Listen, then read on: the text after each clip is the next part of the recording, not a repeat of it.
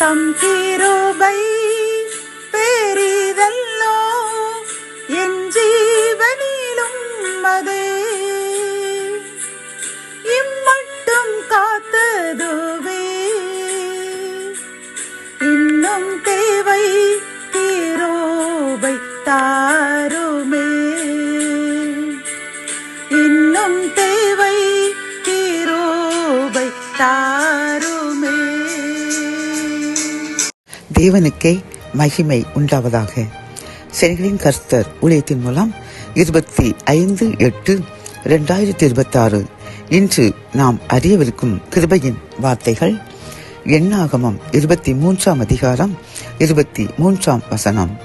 யாக்கோபுக்கு விரோதமான மந்திரவாதம் இல்லை, இஸ்ரவேலுக்கு விரோதமான குறி சொல்லுதலும் இல்லை. கத்தோலிக்க வேதாகமம் இவ்வாறு கூறுகின்றது. யாக்கோபுக்கு எதிரான மந்திர மாயம் ஏதுமில்லை, இஸ்ரவேலுக்கு எதிரான குறிக்கூறல் யாதுமில்லை என்கின்றது. இந்த செய்தியை கேட்டுக்கொண்டிருக்கின்ற என் அன்பு சகோதரனே சகோதரியே, கர்த்தர் இன்று நமக்கு கூறும் கிருபையின் வார்த்தை என்னவென்றால், கர்த்தர் நம்மோடு இருக்கும் பொழுது நமக்கு விரோதமாக எந்த மந்திரவாதமும் செயல்படாது, நமக்கு விரோதமான எந்த குறி சொல்லுதலும் சதி மோசங்களும் எடுபடாது. அது நம்மை விட்டு விலகி ஓடிவிடும். யார் வைத்தார்களோ அவர்களுக்கே அவர்கள் பின்னால் சென்று அவர்களையும் அவர்கள் சந்ததியும் தொற்றிக்கொள்ளுமே ஒழிய நமக்கோ நம் சந்ததிக்கோ எந்த கேடும் விளைவிக்க முடியாது.